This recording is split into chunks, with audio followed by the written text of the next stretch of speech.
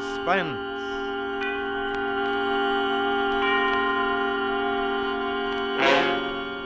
Present Miss Ida Lupino in The Bullet, a suspense play produced and edited by William Spear.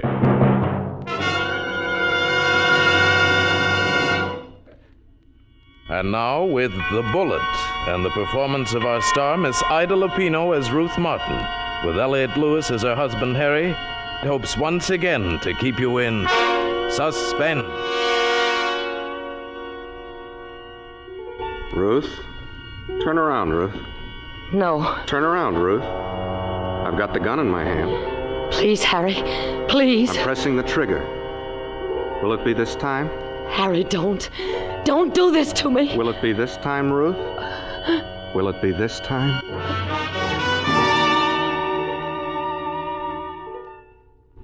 Yes, Harry. Yes, this time. This time I'd die, and it was like drowning. Going down for the last time. Everything flooding through my mind. How step by step we'd come to this point. Neither one of us wanting to. From the day Harry came back from prison, meeting me in the station. Pale, haggard, in a suit 2 sizes too big, nothing left but his stupid pride. And me. Well, I suppose I was quite a shock to Harry. He looked at me so strangely all the way as we walked back to the parking lot for the car. What'd you do to yourself? You're so changed. For the better, I hope. Just changed. Now, is that being gallant? Gallant? When I came out of the kitchen to take over the business, Harry, while you were away, I had to change from my apron. Had to dye your hair, too. Had to become a real glamour girl, huh? And that dress, is that one of ours? How's the business going? You hardly mentioned it in your letters. Holding its own? Better than that. Just about tripled our volume since you went away. Well, here we are. What? The car. Here's the car. This chromium wonder? Sure, it's yours. Here's the key. Go on. We can afford it. Little lady really took over. Where's the starter? Right there. Oh, Harry, somebody had to take over when you went away. After all, dress styles are changing all the time. Don't have a chip on your shoulder. Another thing, what's this when you went away routine? Like maybe I went to China. I took a chance in my business and I lost, so they dumped me into the Hooskow for 3 years. I'm not ashamed of it, so don't you... You're going the wrong way, Harry. Well, I guess I know the way to my own house. But we live in a new house. Something really special. What goes on here? What's wrong with you? I did the best I could to keep things going. There's nothing to be jealous of. Jealous? Oh, Harry, why are we fighting? Oh, yeah, that's right. We got nothing to fight about. I'm back in the business, and you can go back to taking care of the house, cooking. No, keeping things looking nice. No, Harry, letting your hair get back to the color it used to be. I can't do it. Well, we'll see, baby. Look, I don't want to be the boss. Thanks. But I can be of help to you. Sure. Have a nice hot dinner waiting for me when I come home from work. We can afford a cook for that now. Cook? You're all the cook we need. Harry, I'm not the same anymore. I just can't sit home and wait for you to come and tell me what the world's all about. Then you're going to have to learn, baby. You're just going to have to learn.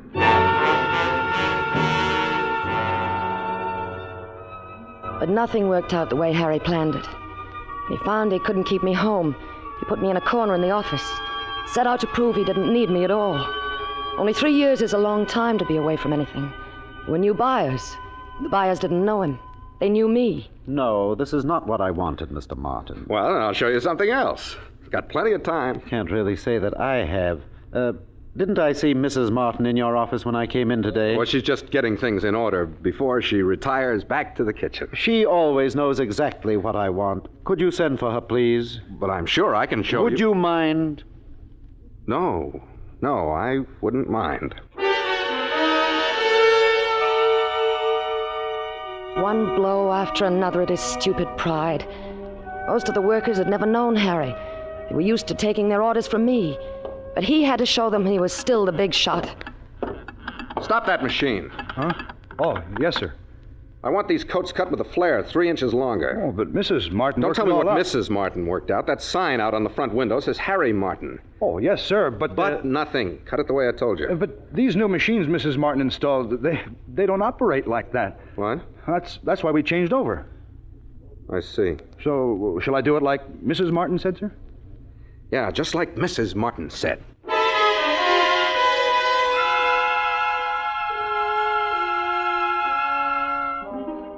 It got so we were like two strangers. Harry wouldn't even look at me anymore. I think he actually began to hate me. And then the final thing. He began finding out about George. Oh, listen, I'm no angel, but 3 years. I'm not trying to defend myself. It's just that it's terrible to be lonely. And George came along and treated me like I was somebody to respect, somebody with dignity. Well, then I began to realize that when I took the car someplace, Harry's car would bob up behind me, follow for a few blocks, then disappear. I'd be shopping in a store. Suddenly, Harry's face would begin to weave in and out of the crowd, then disappear. Or coming into the office one day and finding Harry had put an extension on my phone. I was being stifled. I couldn't breathe anymore. I didn't dare see George anymore. I hardly dared phone him. So it's like prohibition of any kind began to be important.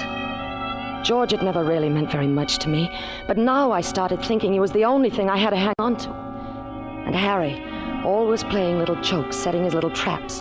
Like the morning he left for the office early, some business to take care of. And hearing his car back out of the garage, move down the street, thinking I was free for a few minutes. Free to call George after all these days.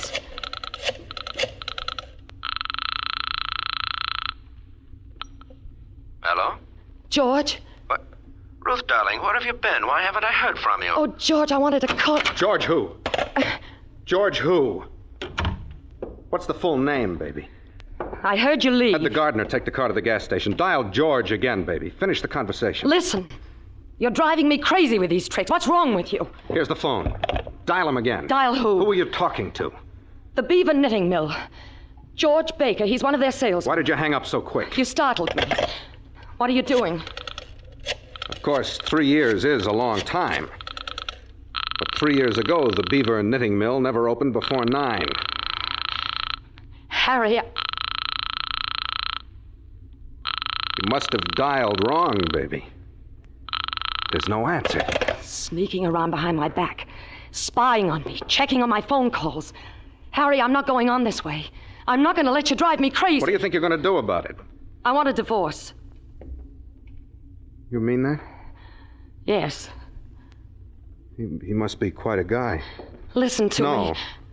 You listen, lady. Okay, it's a deal. You'll get your divorce, but on my terms, lady. All the way down the line. What kind of terms? I know all about the laws in the state, 50-50 on everything. But it's not going to be that way with us. You give me a release, giving me the whole business, and you're free as the air. Give you the business? But I built the business. There was nothing left when you went to prison. That's my deal, kiddo. My whole life is tied up with that business. I worked. That's the deal. Why are you doing it, Harry? Because whoever this bum is... There's no one. Whoever he is. I got a hunch when he hears you're not bringing half the business as a dowry.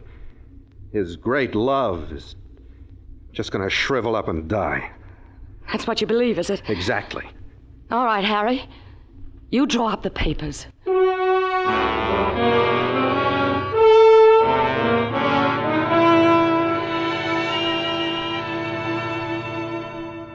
Ruth, I just don't know what to say. But to be free to be with you, darling. Oh, what kind of freedom is it when you have to grub for a buck? That kind of freedom you can feed to the pigeons. George, don't talk like that. We're not a couple of 19-year-old kids running off on a motorcycle. If you give up your business, how are we supposed to live? That's the only way he'll let me go. Then don't go. He was right. What he said about you was right. If he said I didn't care for you very, very much, then he was wrong. But if he said I like it nice with enough money coming in to make it comfy, and Howie was right. Shut up! What was that for? Because I'm honest with you? Aren't you even going to say goodbye? You know, I can't say goodbye.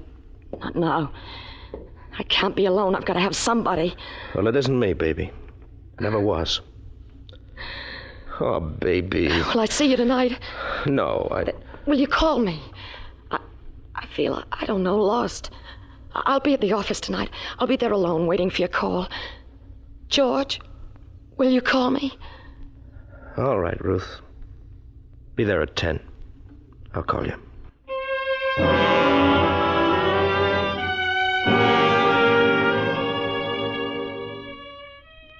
He wasn't that important to me. I wanted affection and love, from somebody, so much. George would be calling at the office at 10 o'clock. It seemed that's all there was for me. I walked. I sat in the park. I waited. A telephone call from George. When I got to the building, I looked up at our windows. Dark. Not a light on the whole floor. When I got to the outer door of the office, I stopped and listened. Not a sound. I went inside. Found the light switch. Oh, I've been waiting for you, Ruth. Where have you been? Harry, why were you waiting here in the dark? I tried to take a snooze, just stretched out here for a minute. I haven't been sleeping much lately. Yes, I know. You neither have had, huh? No, not much. I have the paper. I left it here on your desk. Paper? Yeah, it's all very legal. You relinquish all claims to the business, then I bow out of your life. No. These lawyers, they can find word. What'd you say? I've changed my mind. I'm not going to sign it. That's the only way I'll give you a divorce. Then we'll just have to forget about the divorce. I want you to sign this paper, Ruth. I won't, Harry. And I don't want to argue about it. Wait. Yes? I know who he is, baby. What are you talking about? I'm talking about George Groves. Groves? George Groves? You've been giving him money. That's a lie. I found this deposit slip weeks ago. In your writing, made out to his bank account, $300. Lies. And this deposit slip, $200. And this one, $250. Who is he? You're not getting out of here until you tell me who he is.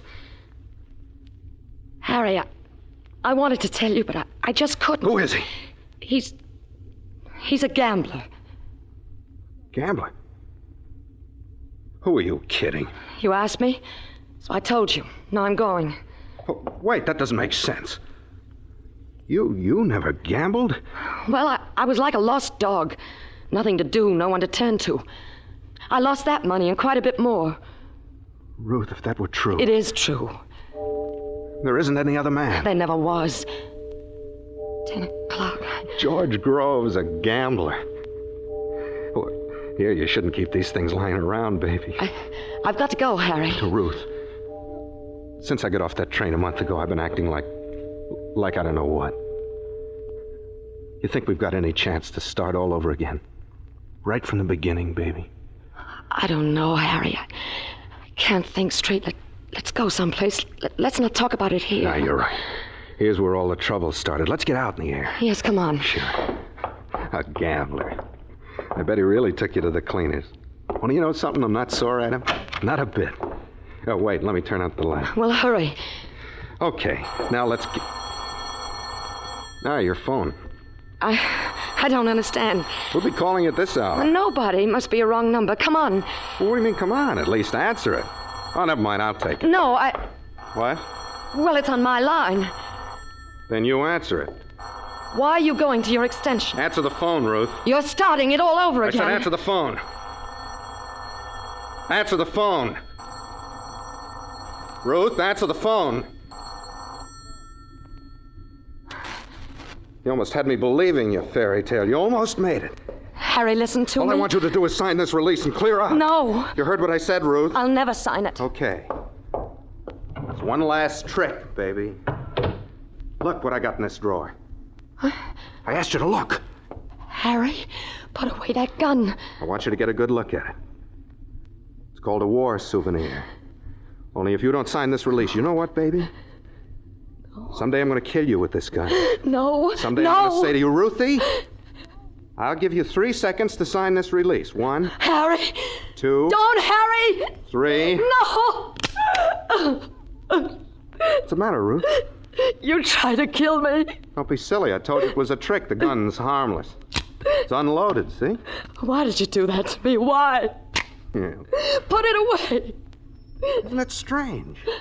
You know it's not loaded and you're still afraid. Put it away. That's the beauty of the trick, Ruth. That's why someday you're going to break down and sign that release. You see, you'll never know just when it will be loaded. You'll never know, Ruth.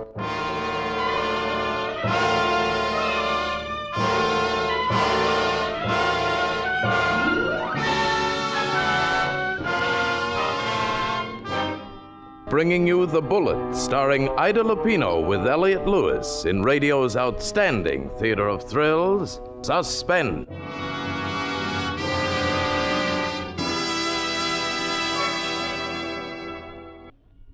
And now it brings back to our Hollywood soundstage our star Ida Lupino with Elliott Lewis in The Bullet, a tale well calculated to keep you in suspense. That night, I made up my bed on the couch in the den. Just hearing him walk, knowing he was in the house, kept me awake. I locked the door, and I lay there. And I must have dozed off in spite of myself, because I came awake with a sudden violence.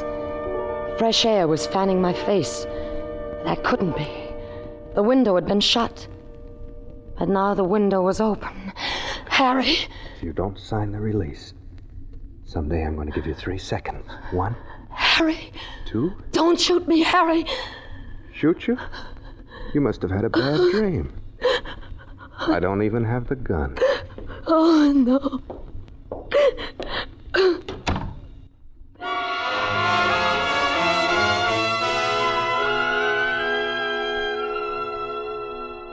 Threatening to kill you. Yes, he has a gun.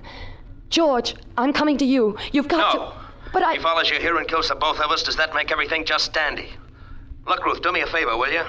Kind of forget this address from now on. But George, don't say I'm that. sorry. But you've got to help me. What can I do? You can go to the police. The police? You know, threatening somebody's life is slightly illegal. Yes. Yes, the police. Yes, of course, they'll help me. Oh, yes, George, that's very smart of you. They'll help me.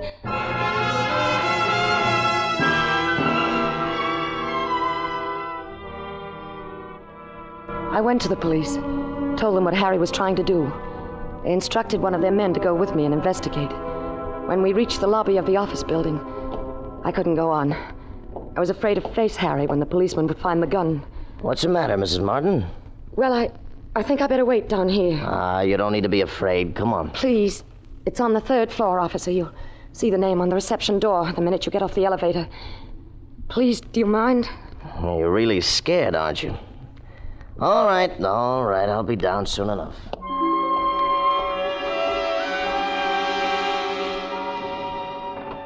I began to feel a sense of relief. Harry wouldn't terrorize me any longer. Soon the officer would bring him down.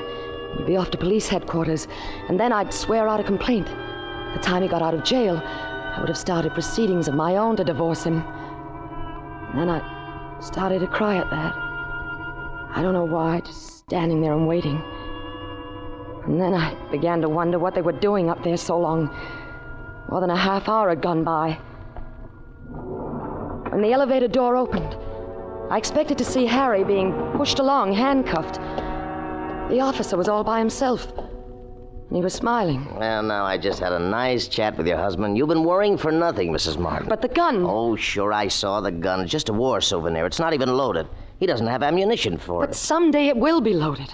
Someday he's going to kill me. He said that. Kill you? Why, he's in love with you. Crazy about you. Now, he feels pretty bad about this. He did it just as a, just as a funny little... No, I tell you... He says if you're going to go and get scared, he'll never do it again. But listen to me. Now, look, why don't you go on upstairs? He wants to apologize for scaring you like this. He's a very nice guy. I tell you he's going to kill me. I'm You're not... just upset. Like he said, you've been working too hard. You ought to rest up. I don't care what you think. I want him arrested for threatening me with a deadly weapon. An empty gun. That's not a deadly weapon. Now listen to me. No, you listen to me. Even if I wanted to, there's nothing I could do. As long as that gun is empty, it's not a deadly weapon and we can't touch him. In this state, that's the law, Mrs. Martin. Go ask a lawyer about it. Anybody who knows the law knows that. Not a deadly weapon, that's that, I'm afraid. If we can actually prove, Mrs. Martin, that your husband wanted to kill you, then you could put him away for years. For years. That's right. But he can't hurt you with an empty gun. And as long as that gun is empty, we can't touch him. In this state, that's the law.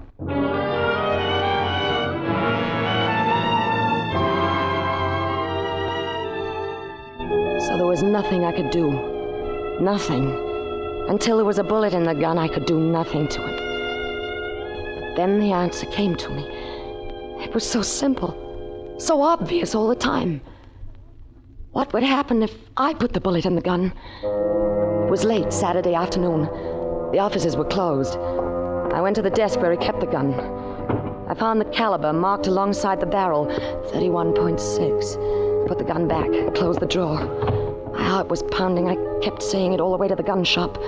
31.6, 31.6, 31.6. 31.6? That must be a foreign make. Don't have any bullets of that caliber. Well, do you know any place that does carry them? No, not unless you wrote to maybe one of the big outfits back east. But that would take so long. Of course, a .32 shell would work just as well if you weren't so fussy. No, that'd be fine. I'm not at all fussy.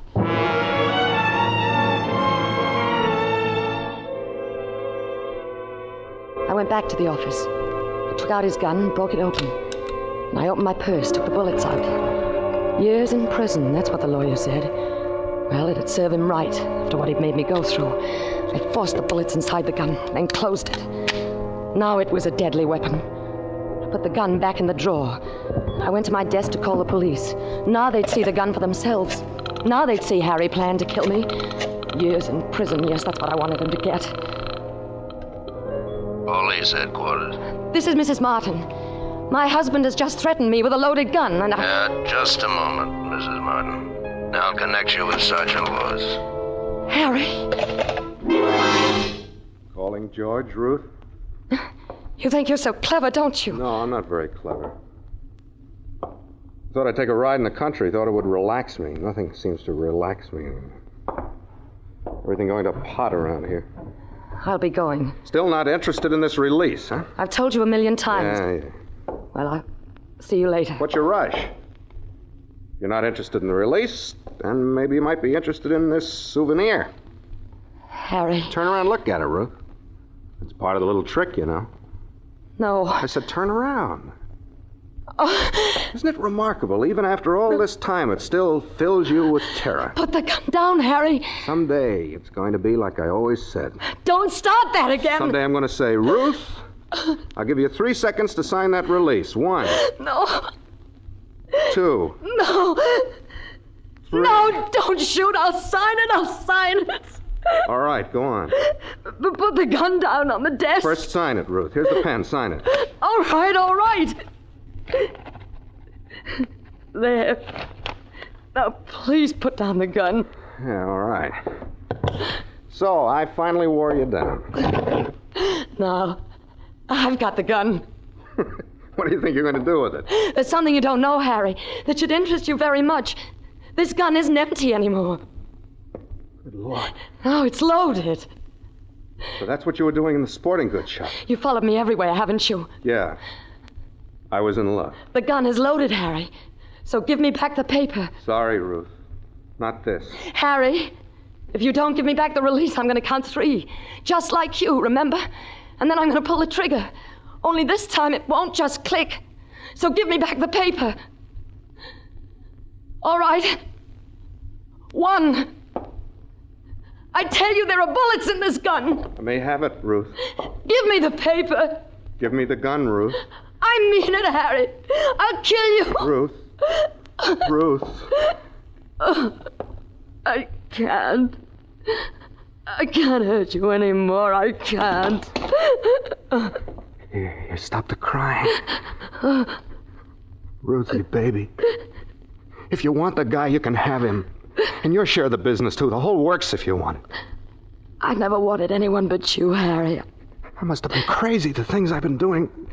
Like a crazy dream, like it wasn't really me. Could you ever understand what went on inside me? Could you try to understand?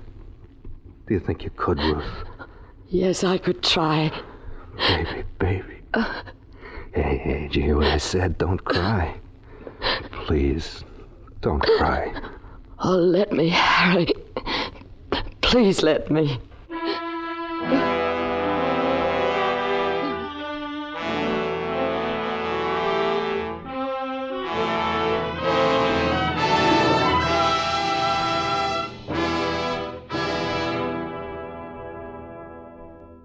Suspense, tonight's star, Ida Lupino with Elliott Lewis. Next Thursday for Suspense, it is, as we say, A tale well calculated to keep you in suspense. Tonight's Suspense play was produced and edited by William Spear and directed by Norman MacDonald. Music for Suspense is composed by Lucien Morawek and conducted by Lud Gluskin. The Bullet is an original radio play by Larry Marcus. This is CBS, the Columbia Broadcasting System.